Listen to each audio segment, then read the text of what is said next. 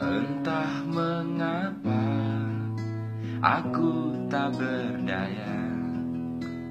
Waktu kau bisikan, jangan aku kau tinggalkan.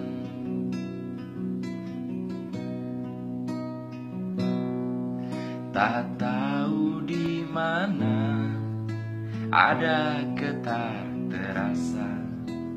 Waktu kau katakan ku butuh dekat denganmu. Assalamualaikum warahmatullahi wabarakatuh. Selamat pagi teman-teman semua dimanapun saat ini Anda sedang berada. Jumpa lagi kita berjumpa dengan saya Arif RH dalam rekaman video iseng seperti biasanya. Ya, pada kesempatan pagi hari ini kita akan mengambil tema tentang berdamai dengan rasa takut.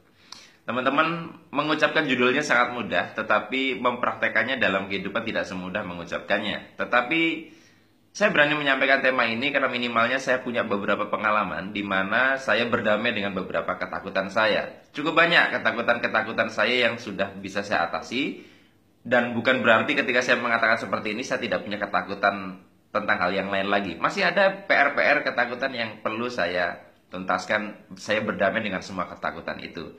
Dulu saya pernah mengalami yang namanya takut berbicara di depan umum, ya pegang mic jadi gemeter begini. Sekarang saya bicara di depan ribuan orang, ya biasa aja.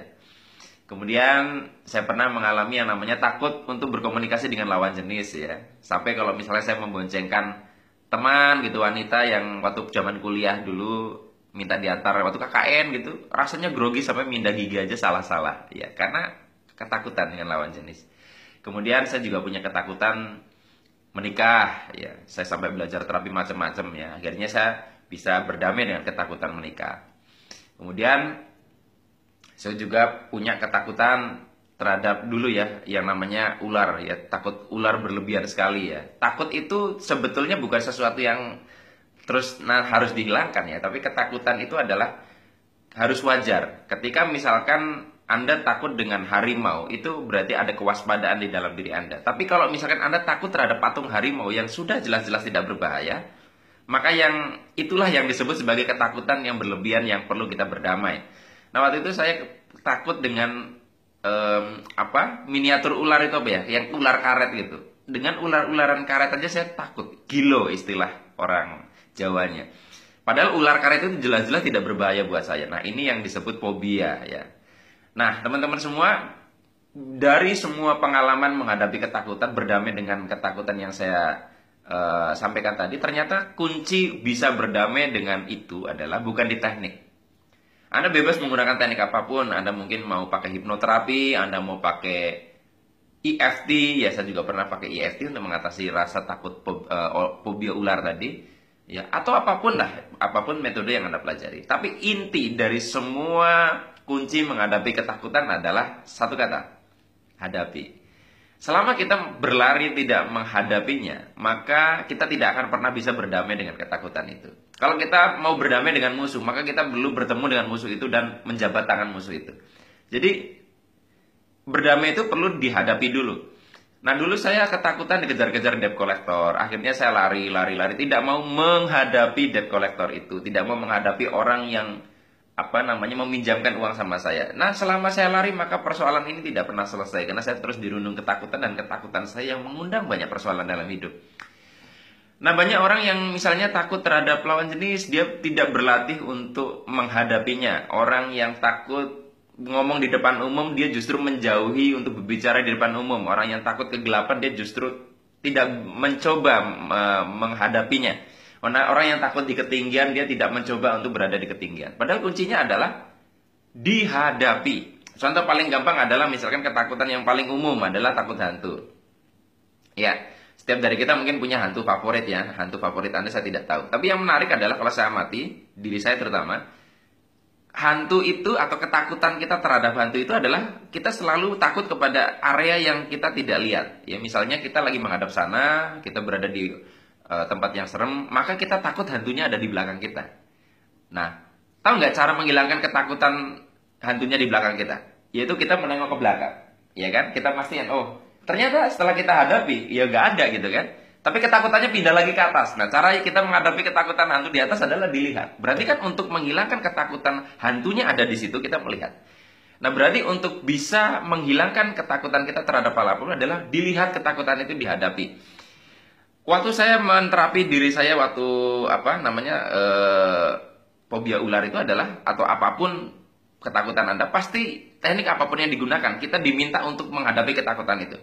Saya waktu pas mengatasi fobia ular, saya langsung pakai ular karet itu saya terletakkan, saya pegang, saya kalungkan. Kemudian karena saya ingin tuntas, akhirnya saya gunakan ular sungguhan.